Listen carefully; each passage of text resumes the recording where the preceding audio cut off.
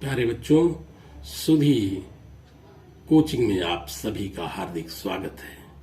देखिए, साहित्यिक परिचय को कैसे पद में लिखा गया है और पद में लिखा ही नहीं गया है, बल्कि अगर इसी का सविस्तार वर्णन कर दिया जाए, गद्य में और बढ़ा दिया जाए तो पूरा साहित्यिक परिचय कंप्लीट हो जाता है और याद करने में यह बहुत ही आसान है।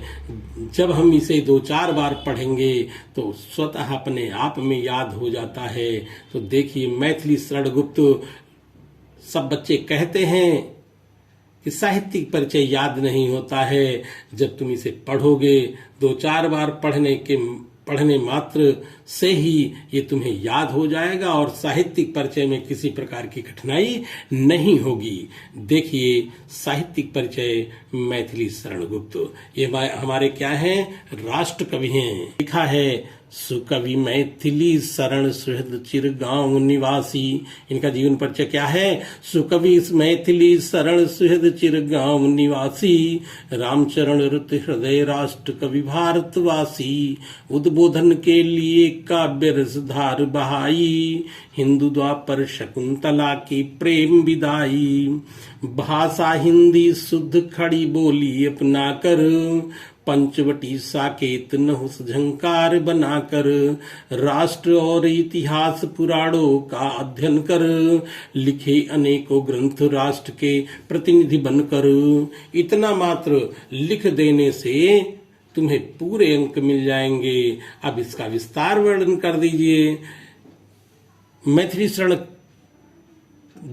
शरणगुप्त जी हैं, ये क्या है, सुकवि हैं, अच्छे कवियों में इनकी गणना की जाती है और इनका निवास स्थान चिरगांव है। चिरगांव निवासी राम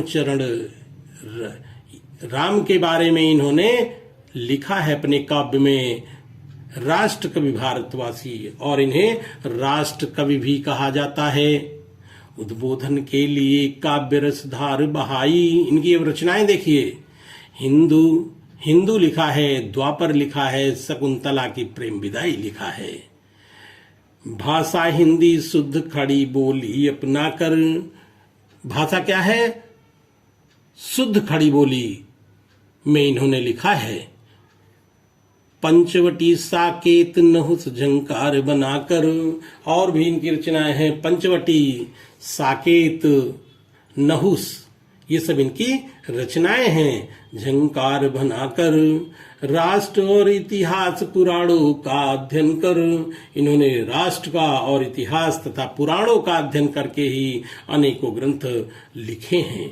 ऐसे हमारे कवि, राष्ट्र कवि मैथिली शरणगुप्त जी हैं। और मैथिली शरणगुप्त जी का संक्षिप्त ये साहित्यिक परिचय अगर हमारे बच्चे इतना याद कर लेंगे तो इसके बाद में विस्तार वर्णन करके कंप्लीट पूरा साहित्यिक परिचय लिखा जा सकता है। तो हमारे बच्चे इस पद को अवश्य याद कर लें और याद करने के उपरांत अवश्य पूरे अंक पाना है तो हमें कुछ ना कुछ तो करना ही होगा।